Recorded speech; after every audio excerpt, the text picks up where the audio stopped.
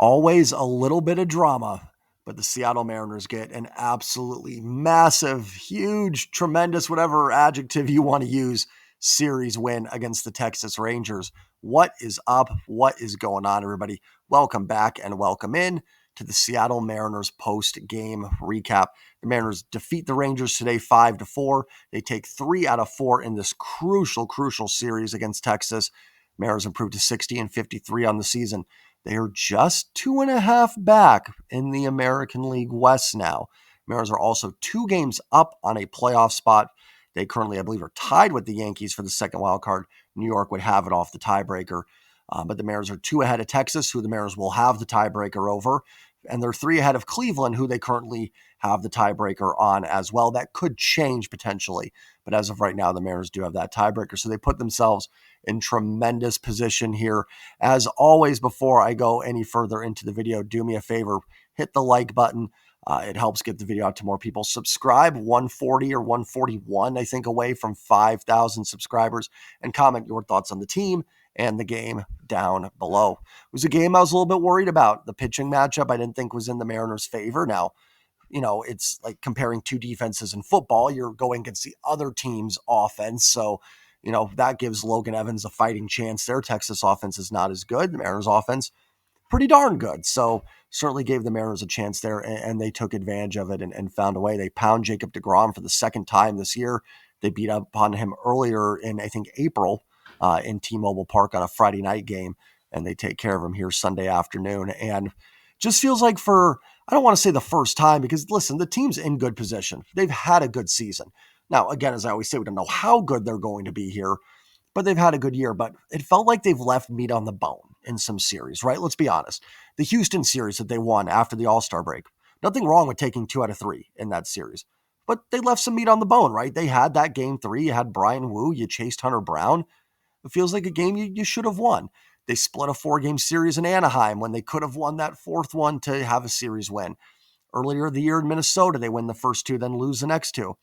A series split here would not have been the end of the world. It would have been fine, right? You're dead even with Texas. You got the White Sox coming up, who've been a lot better. That's going to be a tricky series, but a team you should be beating.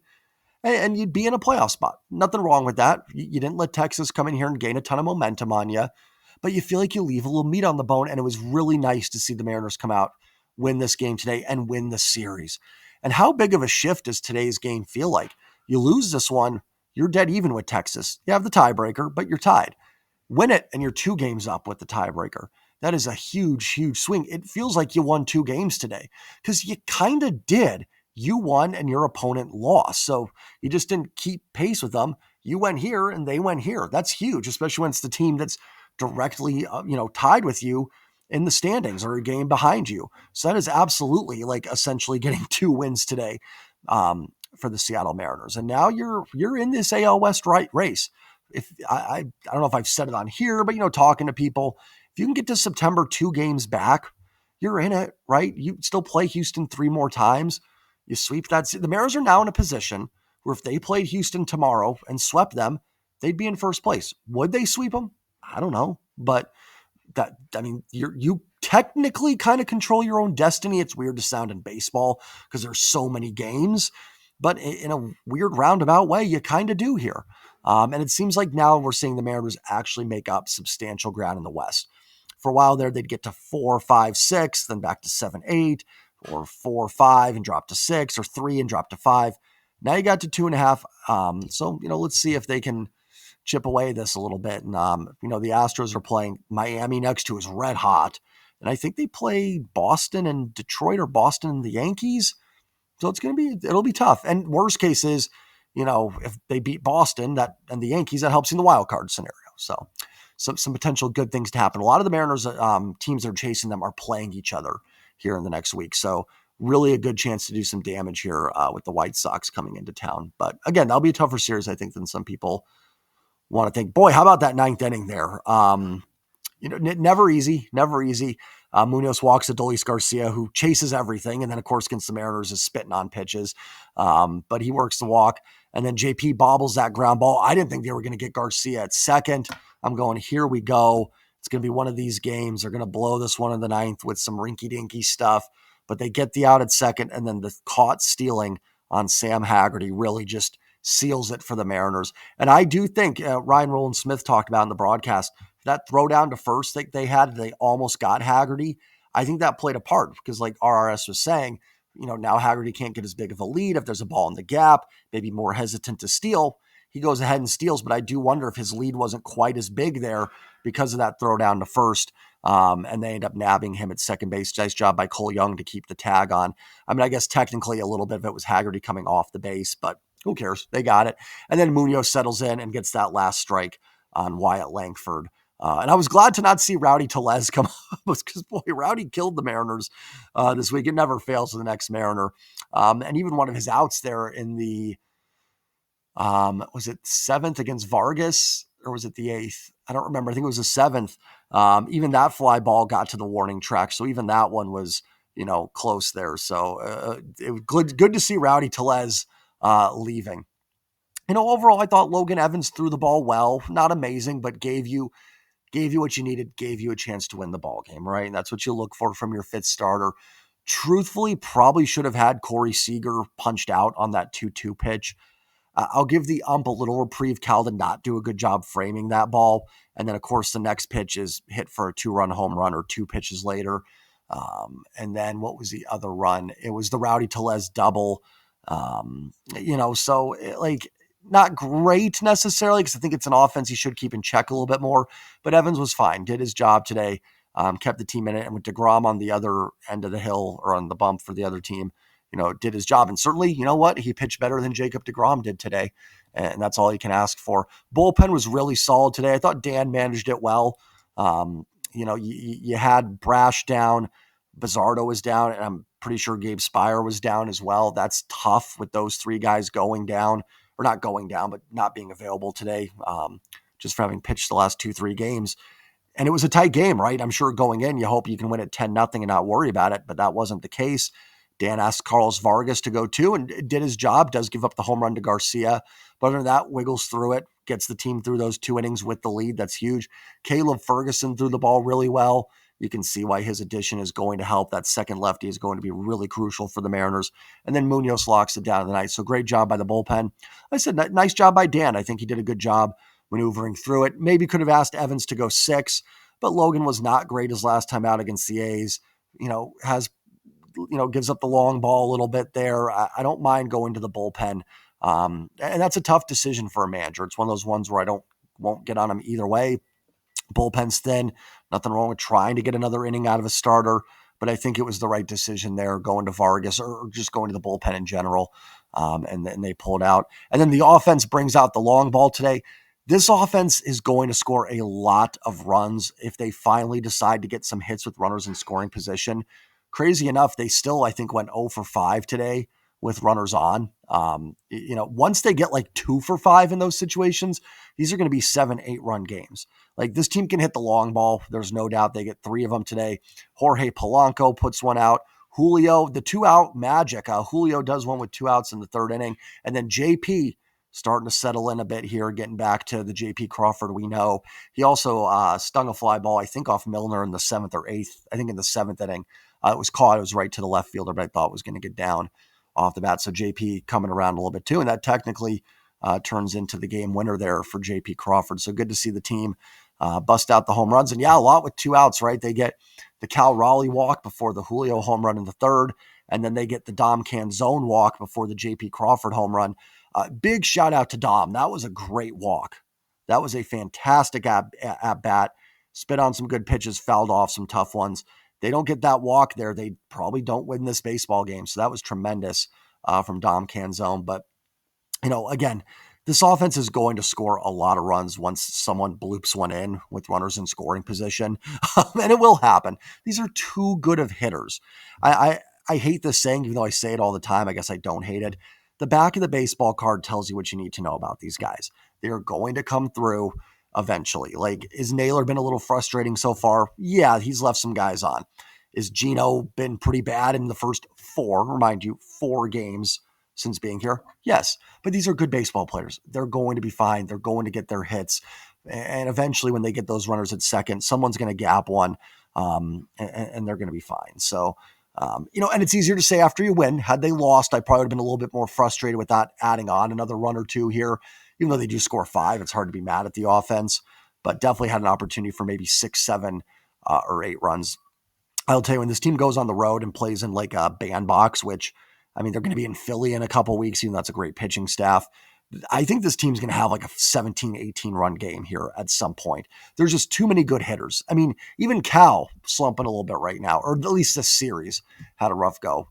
I mean, Julio heating up a little bit, but imagine like all these guys dialed in. I mean, there's just no easy out. Then JP, Dom can get into one. They are going to have a game somewhere where I think they score 20 runs at some point in a game. There's just too many dudes, too many bats, and too many guys that can just go deep on you in any given at bat. I think a day off tomorrow is really huge for this team as well. You got to think what Josh Naylor, if you're a little frustrated with him, what he's gone through.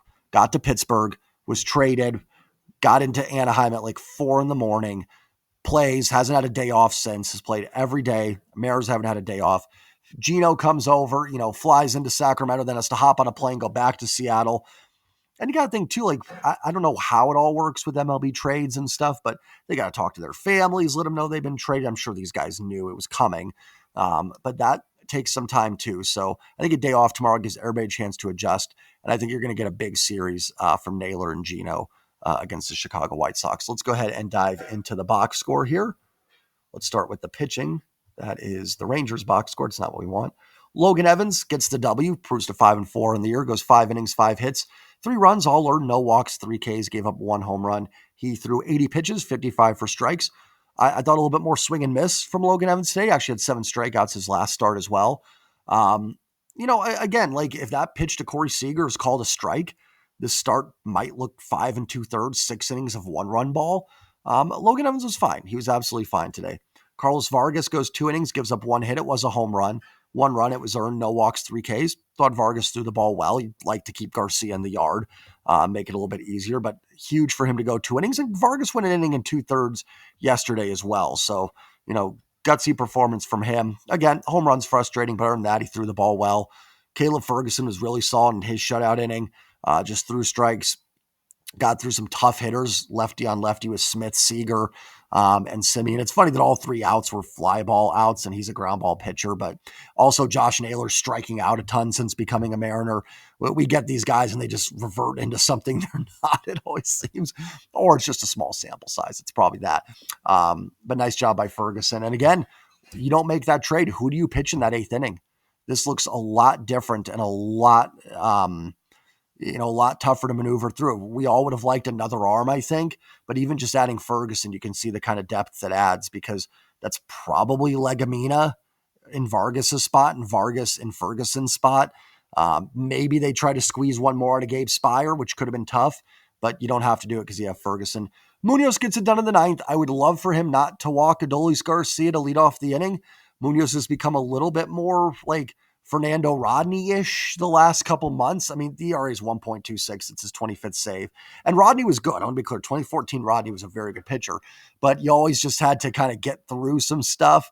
And then it seems like once one thing goes right, Munoz settles in a little bit. But it'd be nice to have a clean 1, 2, 3, but Munoz does get it done. And in Munoz's defense, after the walk to Garcia, which I will say I have no idea how he fouled off that one slider. He got Peterson to ground into a double play. JP bobbles it, and he strikes out Wyatt Langford. So Munoz does bounce back and get it done there. Offensively, the Mariners get only 5 hits, but they do get 5 runs, 3 walks. Hey, if you're only going to get a few hits, make them home runs. Again, I just want to see a little bit more with runners in scoring position. It's not that 5 runs is bad. It just, I know the offense can be even better than this. So, like, what they did today is totally fine. They're just, again, like with some of these series, there's a little bit more meat on the bone. That's a good thing. It's a good thing that in a series where the Mariners scored 10, 14, 19 runs over 4 games, essentially 5 runs a game, that I felt like they didn't play their best. That's a good sign. So get ready for it to be a fun final 50 games or so. Randy Rosarena, 1 for 3 with a double and a walk, led off the game with a walk, stole second. That's an inning there where you'd like to find a way to get a run in there. Naylor had one where he grounded out where I think Julio was on second. In the 8th, Cal had an at-bat there with I think it was Randy had the 2-out double on second. So just one of those, find a gap somewhere to get that extra run, which is going to be huge. But a nice day for Randy. Cal was 0 for 3 with a walk. Rough series for Cal, no doubt. The walk was huge as before the Julio home run, and does show up defensively, nailing Haggerty in the ninth inning. Great day for Julio, 2 for 4, the 2-run home run. That was number 20 and number 100 on the career for Julio. Congratulations to Julio Rodriguez. His single was also hit at 112. He also had a great catch. There was a weird camera angle for Root. I think it was off the bat of, I don't even know who hit it. Langford, maybe? Was it? I don't think it was Langford. But they or it was Josh Smith, maybe? I don't know. It doesn't matter. And they cut to Julio's face. And I'm like, where's this ball going? And then Julio traces it or runs it down. The Corey Seager home run, I think, was a little bit out of his reach off on initial viewing. I thought he could have gotten that. But having seen it, I think it was just too far over, although it did kind of go off the back of the wall. I don't know. Tough to rely on home run robberies, but nice game for Julio. Naylor 0 for 4. Day off tomorrow. I would say, Josh, sleep in, enjoy the day. We'll see you at the park on Tuesday. Gino, same thing, 0 for 4. These guys will settle in. It's been a long couple weeks for them. Give them some time. Polanco 1 for 3 with the solo home run. Dom 0 for 2 with the walk. It was a huge, huge walk. Probably the best at bat that didn't result in a hit or a home run today. JP 1 for 3 with the 2-run home run as well. JP heating up a little bit. Cole Young was 0 for 3. So, yeah, good day for the offense. And again, facing Jacob deGrom, who's been really good this year. So to put 5 runs up against him, I'm also asking them to get, more hits off a guy. It's been a tremendous pitcher. They faced a really good pitcher today. They put up 5 runs. They absolutely did their job. Buckle in. It is going to be a fun final. What are we at here? 49. I think we're down to 49 games. This team is in really, really good position. Remember this time last year, they weren't. I think they were 3 or 4 back at this point. We were already starting how much longer does Scott have? I think they won kind of a random series somewhere, which saved them a little bit. But this might have been around the time when the Angels came in and swept the Mariners. I feel like we're close to that time. I could be off on the dates, but Scott was fired on August 22nd. So we were not in a great space. They were still in the race, right? We weren't out of it, but you're 2.5 back and you're 2 up on a playoff spot. Mariners are in a really good position. Chance here, like I said, a lot of your close opponents are playing each other this week. White Sox have been playing a lot better. Don't sleep on them, but it is a team you should at home be taking care of business. You also have Brian Wu, George Kirby, Logan Gilbert going in the series. You should feel pretty good about that against the White Sox. So go out, get a sweep. I mean, really, come on, guys. Sweep them. Put some distance between you and the next teams here, and maybe find yourself in first place. It's going to be a wild ride. There's going to be highs and lows. I'm going to be here for y'all for all of it. Like, comment, subscribe, and as always, go Mariners.